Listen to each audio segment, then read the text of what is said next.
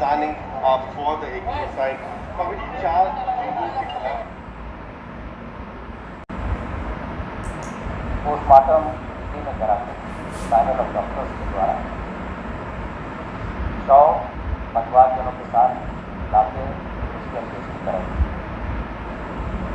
जो दिल्ली के रिपोर्ट में जो मृत्यु का कारण आया है वो गले में चोट होने के कारण और उसके दौरान जो ट्रॉमा होगा उसके कारण आना बताया गया।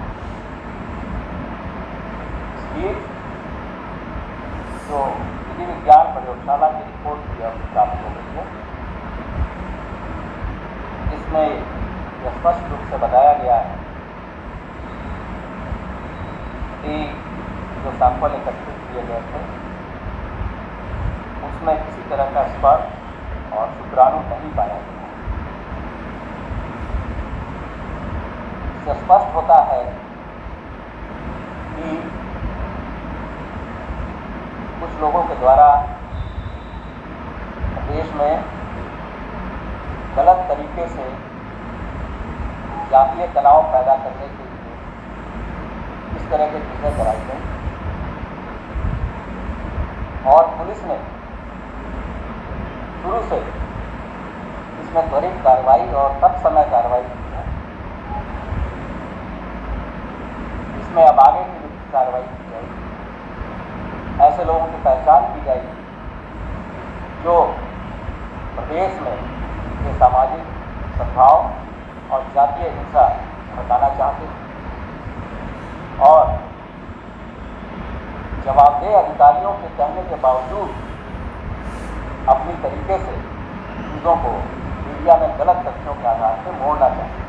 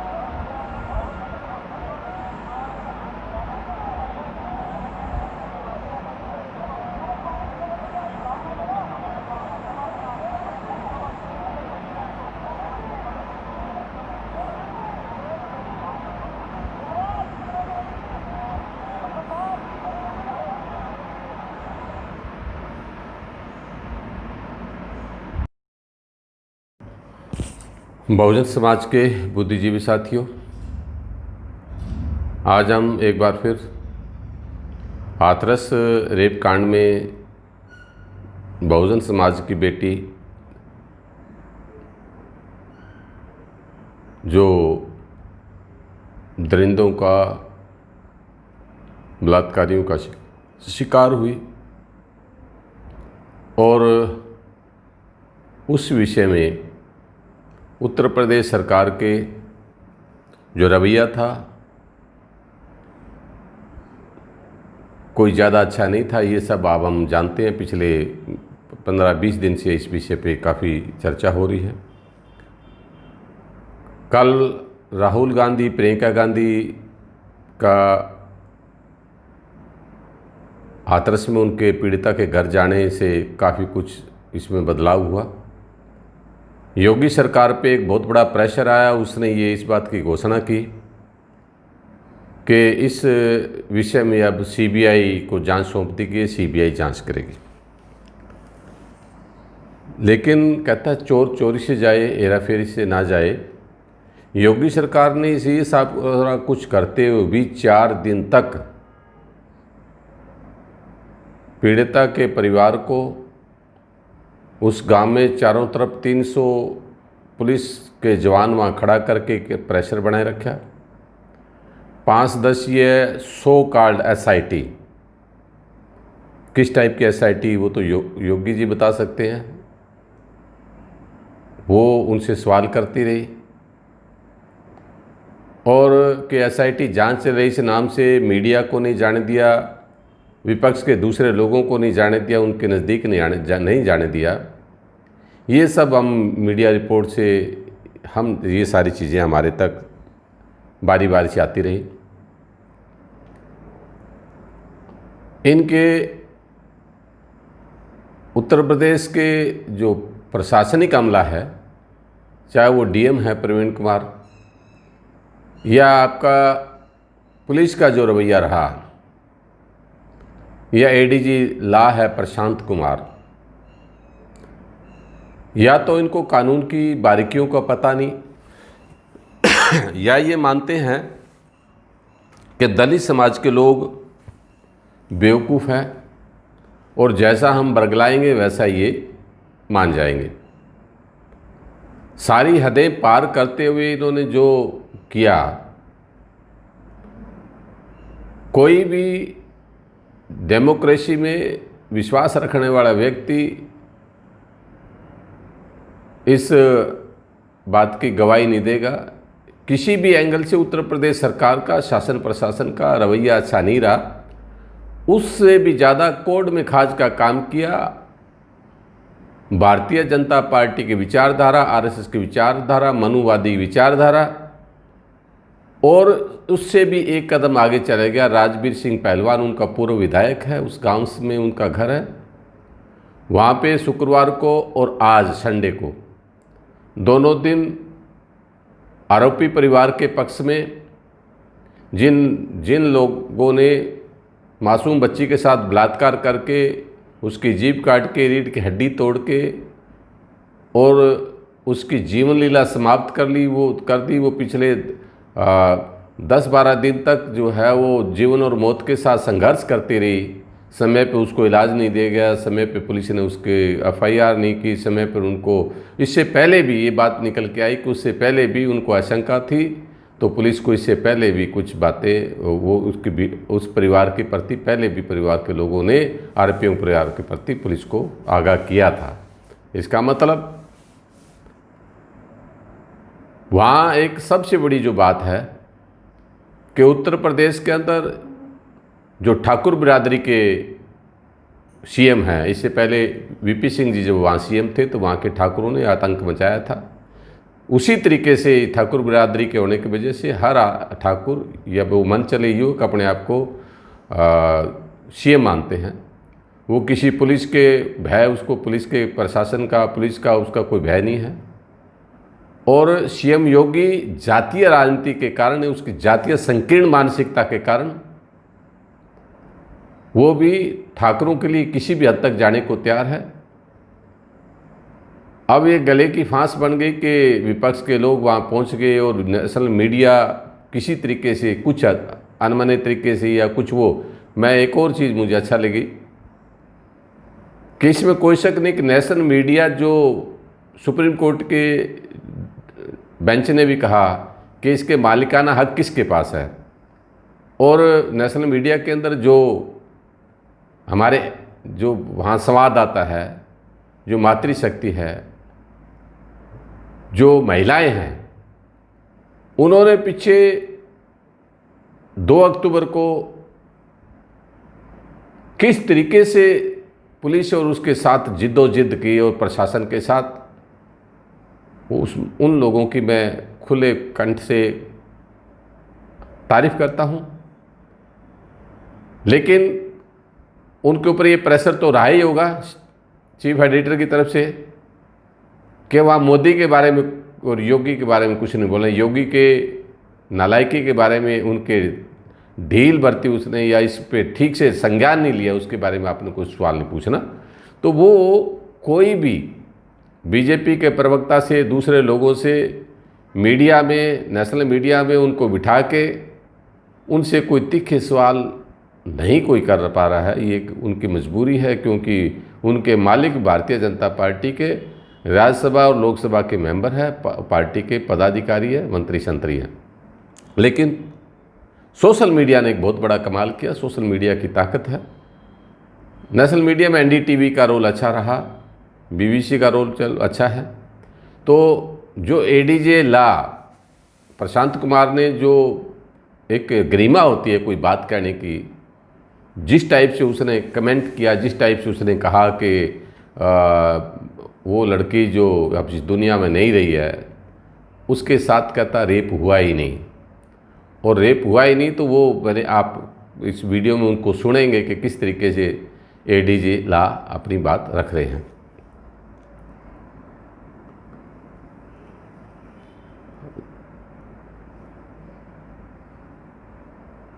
अभी आपने एडीजी ला को सुना, और एडीजी ला ने जिस तरीके से ये बात रखी, या तो इसे कानून का ज्ञान नहीं, लेकिन ये कानून कहता क्या है इसके बारे में थोड़ा सा मैं, कुछ जो लोग हैं जिन्होंने इसके बारे में कहा है उसके बारे में कुछ उन्होंने कहा कि क्या उस पर मुझे तो शब्द बोलने में थोड़ी हिचकिचाहट हो रही है कि सीमन या वीर्य के निशान नहीं पाए गए, इसलिए भारतीय दंड संहिता में जो है वो कहता है उसको बलात्कार का केस बनता ही नहीं। तो ये कहता है कि भी इसके ऊपर बहुत हाई कोर्ट, सुप्रीम कोर्ट में बड़े सारे फैसले आए हैं, तो क्या सिर्फ सीमन या वीर्य निशान पाए जाने पर भारतीय दंड संहिता में बलात्कार का मामला बनता है? इस रिपोर्ट पर हम यही जानने का प्रयास करते हैं। अब क्या कहता है ये जो अब तक के सुप्रीम कोर्ट, हाई कोर्ट के, इसके ऊपर आप कुछ चर्चा कर लेते हैं, कुछ देख लेते हैं। रेप पर क्या कहता है भारतीय कानून? भारतीय दंड संहिता आईपीसी की धारा, आईपीसी में साल 1860 में बलात्कार को अपराध मानते हुए इससे जुड़ी हुई धाराओं को शामिल किया गया। 1860 अंग्रेजों के टाइम में आईपीसी की धारा 375(1) बलात्कार शब्द को कानूनी रूप से परिभाषित करती है। आईपीसी के तहत अगर कोई पुरुष किसी महिला के साथ उसकी सहमति या जबरन शारीरिक संबंध बनाता है तो वह बलात्कार की श्रेणी में आता है। क्लियर है? यहाँ पर सहमति को भी परिभाषित किया गया है।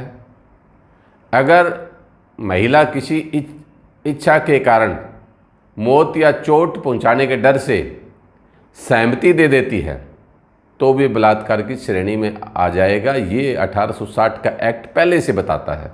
अगर किसी को, परिवार के किसी व्यक्ति को, किसी बच्चे को, उसके माँ बाप को मार देने का डर और भय दिखा के अगर किसी महिला के साथ, किसी बच्ची के साथ बलात्कार किया जाता है तो वो भी बलात्कार की श्रेणी में आता है। तो क्या ये प्रशांत कुमार इन कानून की पढ़ाई नहीं पढ़ी? उनको इतनी अकल नहीं है कि बेउदार बकवास वो करते हैं? इनके खिलाफ कार्रवाई एसएससी एक्ट में क्यों नहीं बनती? ऐसे व्यक्ति के खिलाफ एसएससी एक्ट में कार्रवाई बनती है, उनके खिलाफ किया जाना चाहिए। धारा 375 में साफ साफ लिखा गया है कि संभोग के दौरान सिर्फ पेनिट्रेशन होना ही बलात्कार के लिए काफ़ी माना जाएगा। अनुच्छेद 376 के तहत बलात्कार मामले 10 साल से लेकर आजीवन कारावास की सज़ा का प्रावधान है। 2012 में निर्भया गैंगरेप की घटना के बाद भारत के बलात्कार और यौन हिंसा से जुड़े कानूनों में काफ़ी बड़े बदलाव हुए, जिसमें बलात्कार और यौन हिंसा की परिभाषा को, दायरे को बढ़ाया गया। जस्टिस JS वर्मा की सिफारिश के बाद संसद ने 2013 में आपराधिक कानून संशोधन अधिनियम पारित किया। इसके तहत बलात्कार मामले में मौत की सज़ा का प्रावधान कर दिया गया। बलात्कार के मामले में अगर पीड़िता की मौत हो जाती है या वह किसी अचेतन अवस्था में चली जाती है, मौत भी काफ़ी नहीं है, अगर वो अचेतन अवस्था में चली जाती है तो उसमें अधिकतम मौत की सज़ा का प्रावधान है। साथ ही इस कानून के साथ किसी महिला का पीछा करने और उसको लगातार घूरने को भी अपराध की श्रेणी में डाला गया। अगर सीमन नहीं पाया गया तो रेप नहीं? ये एक सवाल था। दिल्ली हाई कोर्ट में अपराध मामलों के वकील जयंत भट्ट कहते हैं कि बलात्कार साबित करने के लिए महिला के शरीर में सीमन या वीर्य का होना जरूरी नहीं है। वो कहते हैं सीमन या वीर्य शरीर पर पाए जाने को लेकर हाई कोर्ट और सुप्रीम कोर्ट के कई फैसले भी हैं, जहां पर न्यायालय ने सीमन होने या न होने की जरूरी नहीं माना। निर्भया गैंगरेप मामले के बाद जो कानून में बदलाव हुए हैं उसके बाद रेप की परिभाषा बहुत व्यापक हो चुकी है। अब सिर्फ वेजाइनल पेनिट्रेशन, महिला पुरुष के बीच अप्राकृतिक संबंध कोई रेप नहीं माना जाएगा, बल्कि किसी भी तरह से पेनिट्रेशन को धारा 375 और 376 में शामिल कर दिया गया है, उसमें इसमें एक उंगली के जरिए किया गया पेनिट्रेशन भी शामिल है। परमिंदर उर्फ लड़का पोला बना दिल्ली सरकार 2014 के मामले में सुप्रीम कोर्ट ने हाई कोर्ट के फैसले को सही माना था, जिसमें हाई कोर्ट ने कहा था कि सिमन का शरीर पर होना बलात्कार साबित करने के लिए आवश्यक नहीं है। द इंडियन एक्सप्रेस अखबार ने हाथरस के एसपी विक्रांत वीर के हवाले से लिखा था कि पीड़िता ने 22 सितंबर को होश में आने के बाद मजिस्ट्रेट के सामने बयान दिया था और उसने आरोप लगाया था कि उसके साथ गैंगरेप हुआ है। जो 164 का बयान अगर मजिस्ट्रेट के सामने 22 सितंबर को हो चुका है, तो आप किस तरीके से बेहुदा तरीके से फैक्ट्स को बिना जाने आप नेशनल मीडिया पर ऐसी बकवास कैसे कर सकते हैं प्रशांत कुमार जी? इसमें तो आप दोषी साबित हो रहे हैं। हाथरस मामले बलात्कार हुआ या नहीं, इस पर पोस्टमार्टम और एफएसएल और विसरा रिपोर्ट को अलग कर रख दें और सिर्फ पीड़िता के बयान को देखें तो कितना मायना रखता है? इस सवाल पर वकील जयंत भट्ट कहते हैं, कोई पीड़िता अगर मौत से पहले मजिस्ट्रेट के सामने आखिरी बयान दे देती हैं तो उसे डाइंग डिक्लेरेशन माना जाता है। और ऐसे मामले में मैंने जितने भी केस लड़े हैं उनमें अधिकतर कोर्ट के अंतिम बयान को, कोर्ट ने अंतिम बयान को पीड़िता का सच बयान मानते हुए ऐसा माना जाता है कि इंसान अपने आखिरी वक्त में झूठ नहीं बोलता, और यह बयान इस मामले में सबसे अहम कड़ी साबित होने वाला है। जयंत भट्ट कहते हैं कि इस मामले को सिर्फ गैंगरेप के तौर पर नहीं देखा जाना चाहिए, क्योंकि इसमें हत्या का मामला भी शामिल है और इसमें मौत की सज़ा का प्रावधान है। एफएसएल रिपोर्ट के हवाले से यूपी पुलिस ने यह बयान जरूर दिया, लेकिन पोस्टमार्टम रिपोर्ट अभी तक सार्वजनिक नहीं की गई जिससे यह साबित हो कि उसे रेप की पुष्टि हुई है या नहीं। हालांकि बीबीसी हिंदी के फैक्ट चेक से पुष्टि हो गई कि बलात्कार के मामले में शरीर पर सीमन या वीर्य पाए जाना जरूरी नहीं है। ये कानून के जानकार ऐसे इस बारे में बात करते हैं। अब इसके अंदर 2-3 चीज़ें हैं कि इस मैटर पे समाजवादी पार्टी के 11 सदस्यीय प्रतिनिधिमंडल आज पीड़िता के परिवार से मिला, उनको हौसला दिया, कहा कि हम आपके साथ हैं। दलित नेता और भीम आर्मी के नेता गमछाधारी चंद्रशेखर, जो अब रावण नहीं लिखते, चंद्रशेखर रावण भी उससे मिला, क्योंकि रावण लिखना उनको शायद अब गवारा नहीं, वो भी आज पीड़िता परिवार से मिला। उन्होंने भी कहा कि वायु श्रेणी की सुरक्षा दी जाए। इसके अलावा तृणमूल कांग्रेस की नेता ममता बनर्जी ने पहली बार एक बड़ी रैली करके बंगाल में और योगी सरकार पे हमला बोला। उन्होंने कहा कि योगी सरकार ने पीड़िता के साथ, उसके प्रशासन ने, पुलिस प्रशासन ने, उनका रवैया अच्छा नहीं था। उसके योगी सरकार के इस रवैये को गलत बताया और सबसे ज़्यादा जो योगी सरकार के लोगों के द्वारा जो इसको निपटाने की कोशिश की, उसमें गलतियों पे गलती करते रहे, बेवकूफ़ियों पे बेवकूफ़ियाँ करते गए। जब वीरवार को राहुल गांधी, प्रियंका गांधी उस परिवार से मिलने के लिए जा रहे थे तो गौतम बुद्ध नगर में डीएनटी पे उनको रोका गया। जिस तरीके से फुकरे पुलिस, जो उसके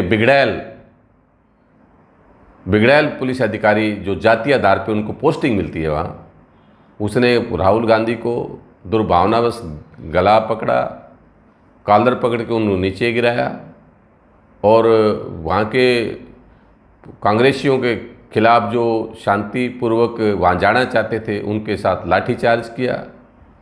प्रियंका गांधी ने कल भी लाठीचार्ज से पुलिस ने कल दोबारा फेर किया। फिर वो जब वो हाथरस गांव में पहुँचे हैं, वहाँ पीड़िता के गांव, वहाँ पे उस परिवार के पास 1-1.5 घंटा वो ज़मीन पे बैठ के उनकी बात सुनी। इन सब बातों से पुलिस का जो रवैया था वो बहुत ही कायराना, बहुत ही डरावना, लोकतांत्रिक, घटिया किस्म का, घटिया दर्जे का रवैया उनका रहा। इसी तरीके से समाजवादी पार्टी के लोग जब उनसे मिलने आए उनके साथ भी उनका रवैया अच्छा नहीं रहा। आप मीडिया में आप देख रहे हैं कि किस तरीके से पुलिस के ठुल्ले जो है उसको डंडे को ऐसे बस में चढ़े हुए कार्यकर्ताओं को ज़ोर ज़ोर से अंदर फेंक मार रहे हैं। ऐसे ही तृणमूल कांग्रेस के जो लोग उस परिवार से मिलने के लिए जब आए, मेंबर पार्लियामेंट उनके ओब्रायन क्या नाम का जो भी, उनके साथ उनको राहुल गांधी जी की तरह ही उनके गले को में से कॉलर को पकड़ा और नीचे गिरा दिया। ये सारी चीज़ें, और नेशनल मीडिया चैनल पे उनके जो प्रवक्ता जिस बेशर्मी से इस बात को मानने को तैयार नहीं कि हमारे से गलती हुई है, ये एक फैक्ट है। दूसरा फैक्ट क्या है कि योगी के संरक्षण के बिना या ठाकुर जाति के बिना संरक्षण के इतनी हिम्मत नहीं होती कि उन्होंने शुक्रवार को एक मीटिंग की आरोपी परिवार के लोगों ने, और मीटिंग करके ये कहा कि हमारे लोगों को गलत फंसाया गया है। और उनकी मीटिंग के बाद योगी सरकार के लोग कहते हैं नार्को टेस्ट करना। इससे ज़्यादा बेशर्मी की बात क्या हो सकती है? पीड़ित परिवार को नार्को टेस्ट करवाना होगा। क्यों भाई? अभी तो ऐसा टाइम नहीं आया है। कहता पीड़ित परिवार का नार्को टेस्ट होना चाहिए, ये योगी भी अपने मुंह से बोलता है।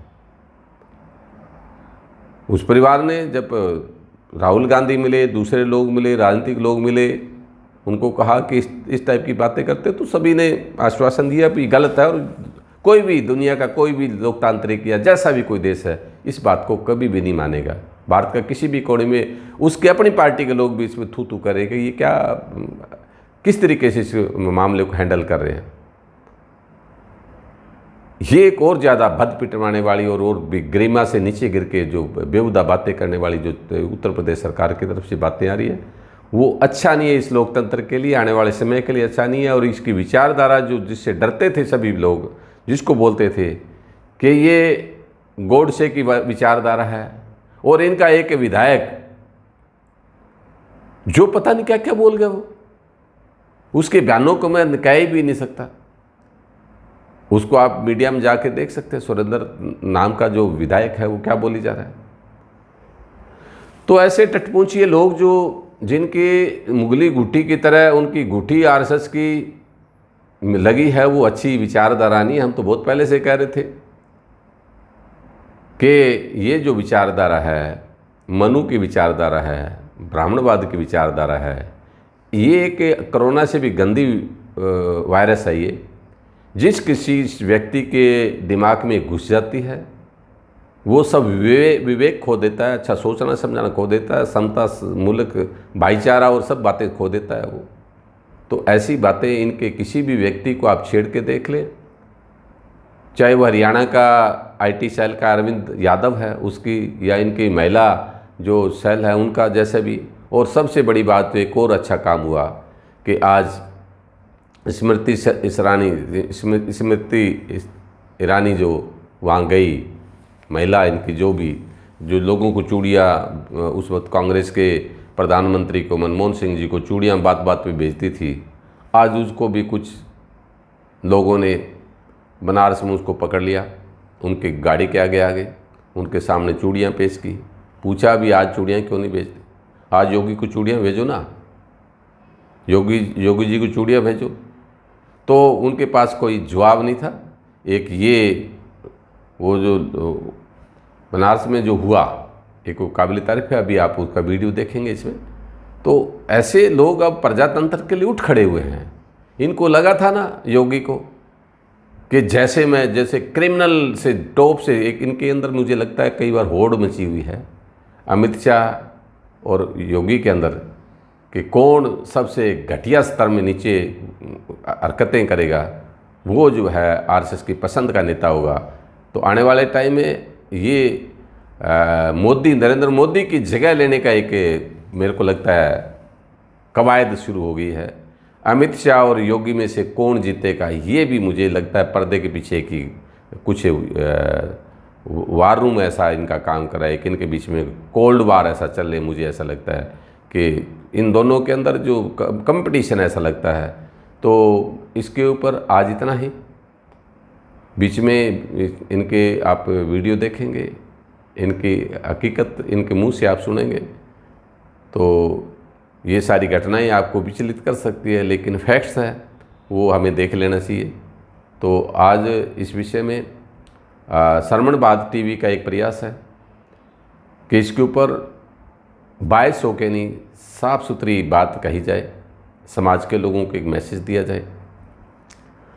तो इसका यही है कि हम इसको डेमोक्रेटिक वे से, संविधान को संवैधानिक दायरे में रह के इस आंदोलन को आगे चलाएं, आगे बढ़ाएं। और होता क्या है कि कुछ दिन जब तक मीडिया के नज़र में ये मामला रहता है तो परिवार को सुरक्षा रहती है, और बाद में दिक्कत हो जाती है। कुछ हद तक सही है। वो 600 घरों की बस्ती है वो गांव, जिसके अंदर 300 घर ठाकुरों के, 100 घर ब्राह्मणों के। ब्राह्मण और ठाकुर वहाँ उनका इकट्ठा है। वो कोई भी इसमें निष्पक्ष बात करने वाला कोई भी नहीं है। वो जो है ठाकुरों के साथ वो लोग खड़े हैं। तो इसलिए इससे पहले एक कांड हुआ था, कुम्हेर कांड। कुम्हेर कांड में जब ऐसा हुआ, जब वीपी सिंह प्रधानमंत्री होते थे, तो उस वक्त एक कांड हुआ था। उस वक्त ये मांग उठी थी, साहब कांशीराम जी ने मांग उठाई थी कि उस गांव के 15 परिवार है, 15 घर हैं, उन 15 परिवारों को उत्तर प्रदेश सरकार या केंद्र सरकार गन के लाइसेंस दे, उनको लाइसेंस भी दे, गन भी दे, उनको हथियार दे सरकार की तरफ से। और हथियार अगर जब उनके पास होगा तो कोई भी उन पे हमला नहीं कर पाएगा। ये एसएससी एक्ट में या उसमें प्रावधान भी है, या जो national commission for scheduled caste है जो इस बारे में संज्ञान ले, तो उन परिवारों को, जो 15 परिवार है वहाँ जो रह रहे हैं, उनको जो है हथियार मुहैया करवाना चाहिए। ये हमारे पंचशील श्रवण संघ की तरफ से, बाम साहब कांशीराम जी की तरफ से, श्रवणबाद टीवी की तरफ से हम मांग करते हैं। जो भी इसमें आने वाले टाइम में जो लोग इसको देख रहे हैं, उनको भी इस मांग का समर्थन करना चाहिए, इस मांग को आगे बढ़ाना चाहिए। तो आज आपको ये समीक्षा इस मैटर पे जो रिपोर्टिंग आपको अच्छी लगी, तो आप इसको आगे शेयर कर सकते हैं अपने मित्रों में, दोस्तों में, दूसरे साथियों में। आप हमारा श्रवण भारत जो है हमारा चैनल है, इसको आप सब्सक्राइब करें, लाइक करें, और इसके घंटी के बटन को दबा के आप इसको समय समय पर आपको नोटिफिकेशन आता रहेगा। हम कोशिश करते हैं कि एक सप्ताह में 4 या 5 वीडियो आपको ज़रूरी विषय पे दी जाएगी, सामयिक विषय पे आपके साथ चर्चा की जाए।